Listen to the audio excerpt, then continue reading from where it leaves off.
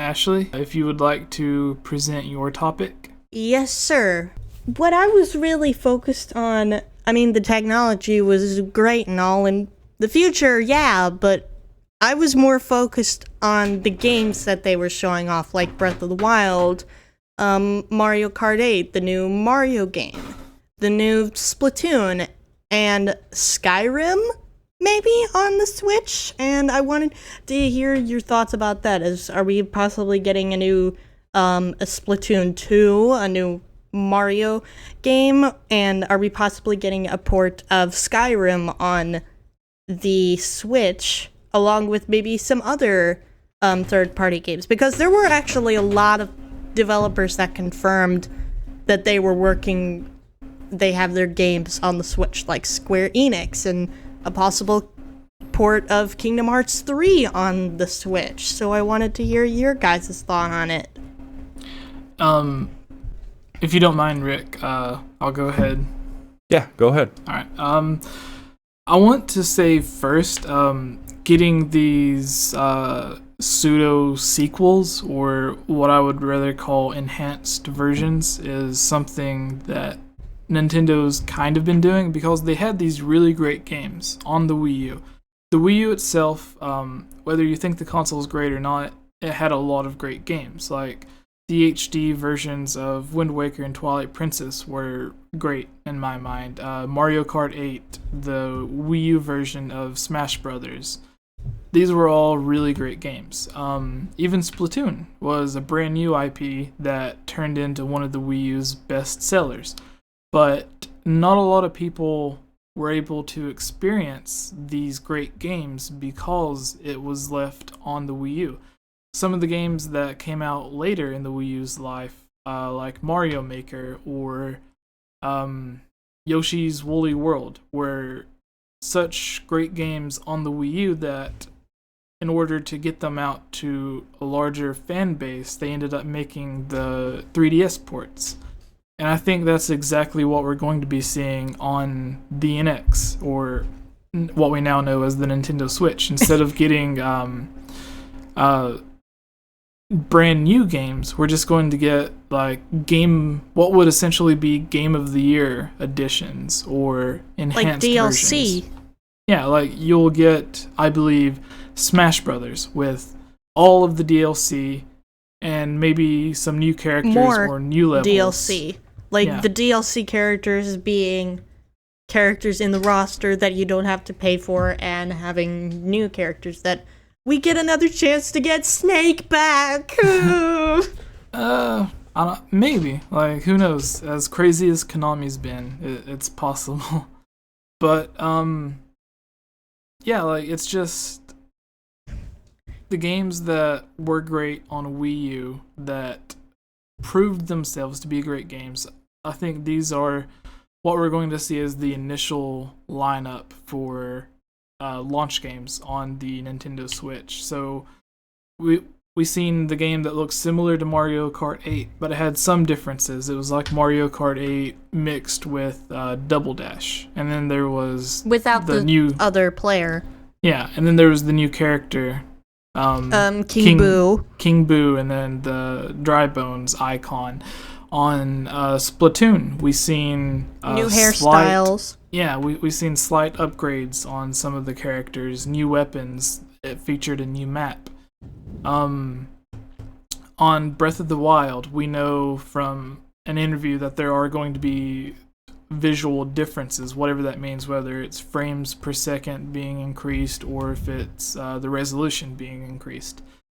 And the only thing that we've seen that was actually a new game that I can think of off the bat was the Mario game that was shown off, which it had the graphics from the Wii U games, like Super Mario 3D World. Super Mario 3D World, but the camera style was what you'd expect from Mario Galaxy, Sunshine, or 64, instead of the 2.5D-ish 3D Land, 3D World camera style.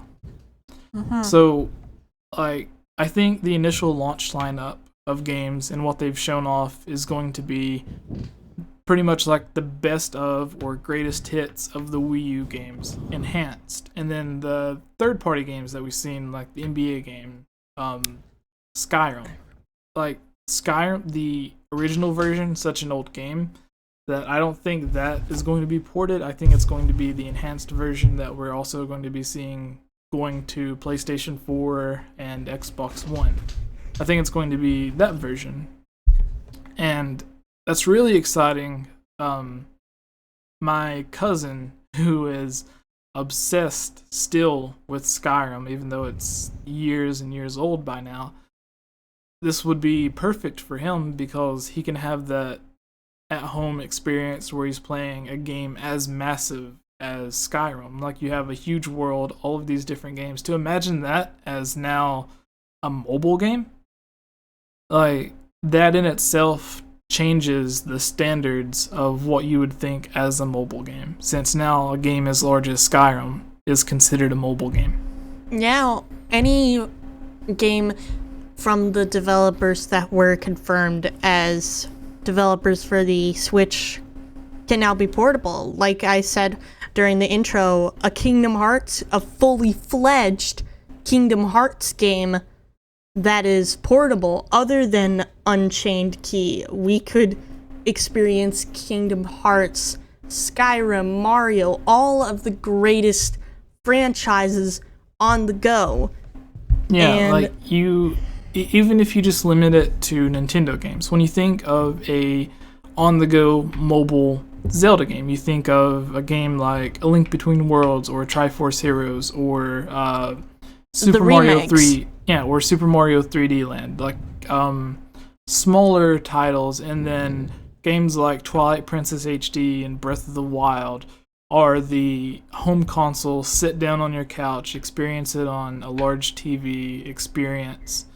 But now these experiences are one and the same. You're probably going to get these like Pokemon games that you're used to, where like Pokemon Sun and Moon or whatever comes next, you're now going to be able to play that on your TV, presumably, if they end up switching from the 3DS to the Nintendo Switch.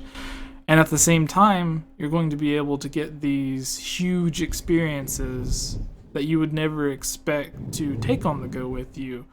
Like when Skyrim first came out, to run it at its required settings on a computer or like max settings, you would need a pretty expensive PC. So now to think that you're going to be able to take that experience on the go with you, and it's not even the vanilla plain version of Skyrim that we're all used to, it's the new enhanced edition with better textures and better graphics. To think you can take something like that on the go as a mobile game completely changes everything. But anyways, Rick, I think we've been neglecting you this entire I've just been waiting. conversation. I've just been waiting. I'll give you my thoughts on it. Like you said, Jesse, I think it's a high probability of us getting most of the best games from the Wii U ported over to the NX or the NS. So I think that would give Nintendo an advantage because of the fact that the average consumer probably has gone to a friend's house or has seen a demo of most of these games but doesn't own it. So, Splatoon, even the HD Zeldas that came out, those can be ported over Smash, for instance. I think it's going to broaden their market. So they're definitely probably going to bring those in just so they have a strong lineup. And that's the main thing about this console that's going to make or break it, is a strong lineup. And I'm talking first party and third party. The thing is that I don't want to see what happened with the Wii U happen over again, where they had third-party support for the Wii U, just like they do for the Nintendo Switch. And I'm pretty sure I saw a comparison of, the third-party developers that were on the board for the Wii U, and then the third-party developers for the Switch. The Wii U had less, but at the same time, a lot of those bigger people made a game and then dropped out and just stopped putting games out for the Wii U. Yeah, like we've seen the most prominent example I can think of is Ubisoft. Whenever they first announced their launch games for the Wii U, they had Zombie U and the Rayman Legends game, which was both supposed to be Wii U only titles. They were supposed to be exclusive to the Wii U, but after the Wii U failed, they went back and was like, oh, well, instead of it being just on the Wii U, now it's PlayStation 4, Xbox One, even the Vita got Rayman Legends. Yeah, exactly. So I don't want to see that happen with the Switch, because if that happens, most likely that means the average consumer didn't buy the Switch, or the Switch isn't powerful enough to run these third-party games to the same degree as the PS4 and Xbox One. And that comes into play with how difficult is this thing going to be able be for the devs to make games on, how hard is it going to be for them to make a port for the Nintendo Switch and for the PS4 and Xbox One?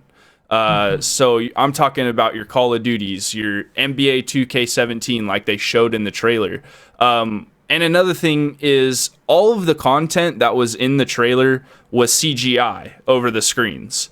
And I actually saw, like, I thought some of it might have been, and then some of it might have been real. But I'm pretty sure most of it was just laid over. The screens weren't actually working or anything like that. So, yeah, and they've even come out and said... there was the statement from Nintendo saying that all of the gameplay was added in during editing. And then the discussion or interview with GameXplain and the actor in it, he said that, like, most of the time there was nothing on the screen. They had to pretend they were playing Splatoon. Yeah, and he even said when they ran out into the crowd out there, he was holding like a wooden block with duct tape wrapped around it, and they just edited the Switch in there. So it's amazing what they can do with all that type of stuff.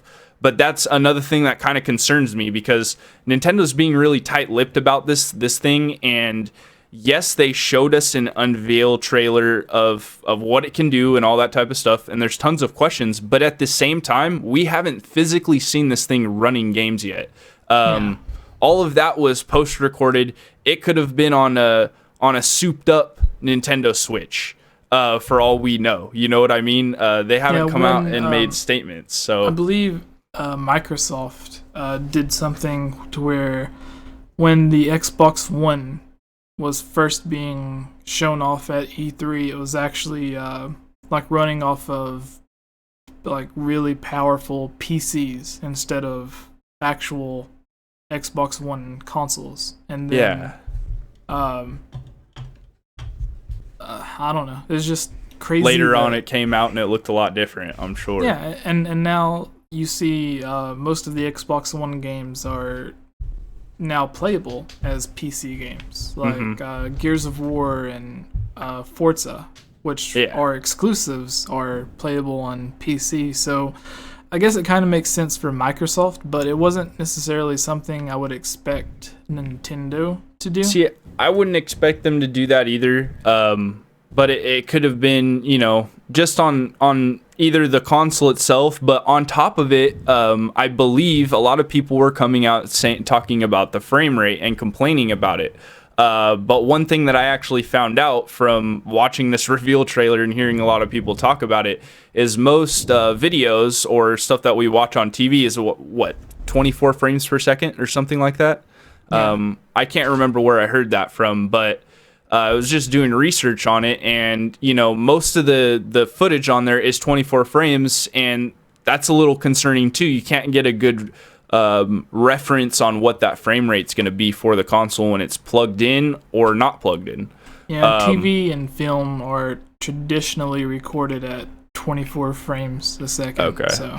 Yeah, so that's another thing that's a little concerning, because we don't know anything at this point about it. And we basically gone in a loop. Yeah. Yeah. All right. So one thing that I would like to say is what I am surprised at is whenever the Nintendo Wii U was shown off, the Mario game that they showed with it was an enhanced version of Super Mario Me or Super Mario Wii from the Nintendo Wii. It was just basically the same game, but in HD. And then they had the Zelda tech demo. Whenever they showed off the Nintendo Switch, there was actual games that we seen. So whether it was just a mock-up or not, the Mario game that they showed off looked really good. We seen Skyrim, which we know is going to be a real game. Breath of the Wild, we seen it. We know it's going to be a real game. Smash Bros.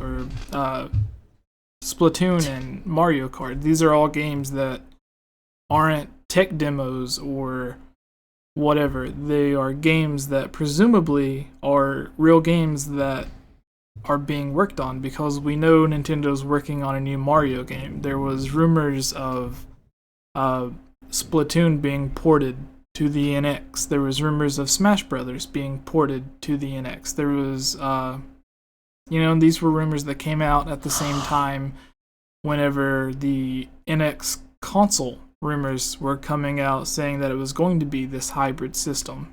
So you can presume that you're not going to get something to where you see this awesome Zelda tech demo, and then we get an official announcement 3 years later. All of these games are games that we hopefully will see within the first year of launch, instead of games that aren't even going to come out or aren't even games at all. I'm raising my hand in real life. I'd like to talk. Oh, sorry. I just thought of something that I can't believe that I didn't remember. Pikmin 4. What if that is multiplayer? Like, other people control the Pikmin.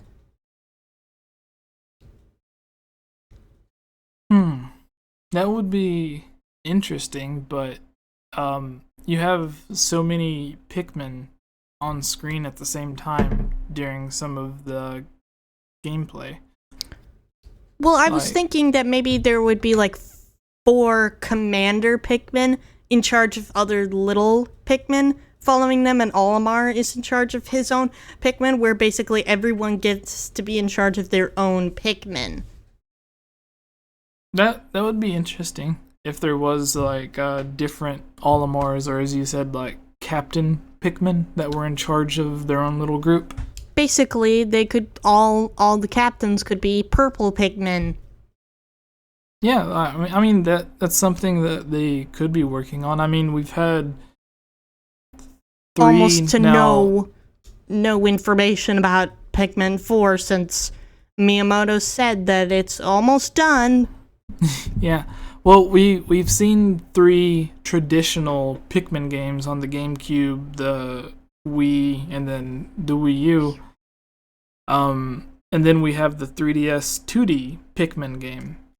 So that was kind of a spin-off of what we normally see with the Pikmin game, since it's like a 2D almost platformer type of game.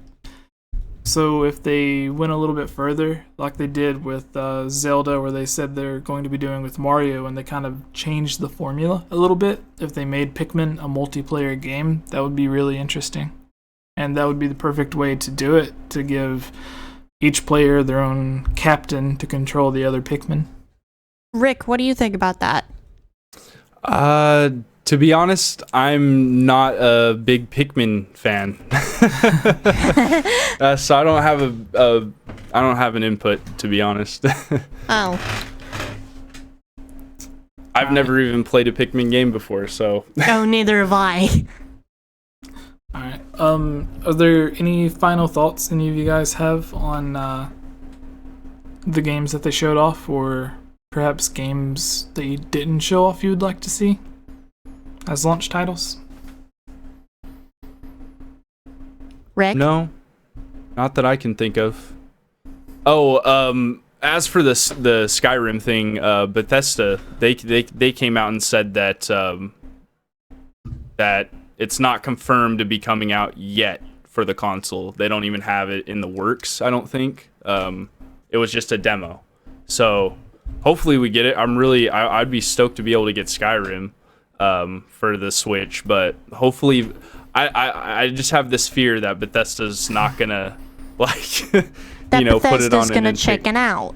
Yeah, it's just that's one of my biggest fears. Or rather, being more relevant, cuckoo out. Yeah. All right. Because we could see a lot of good content come from them on the Switch. I'd love to have a Fallout game on the Switch. I mean, Yeah, that being able to would- play Fallout on the go. All the world's an apocalypse. You guys go ahead and introduce yourself for those listening. Okay, Go ahead, Rick, you Ashley. first. Okay. All right. Hey, everybody. I'm Rick, otherwise known as RMFH, and you guys know my whole spiel by now, I hope. But if you guys want to find any of my content, just, type in RMFH in YouTube and at RMFH Gaming on Twitter. Ashley? Okay. Hey guys, it's Champion Ashley, and I am apparently not dead. However, I was hoping that I wasn't because my channel has been going through a drought. But hopefully, after everything that we're talking about today, I will not be in a drought. So my channel is basically all about theories and a series that I am currently working on that's called Lore of Gaming, which is basically talking about the entire central lore of a particular series. What's up, everyone? This is Jesse, and welcome to the Inslate.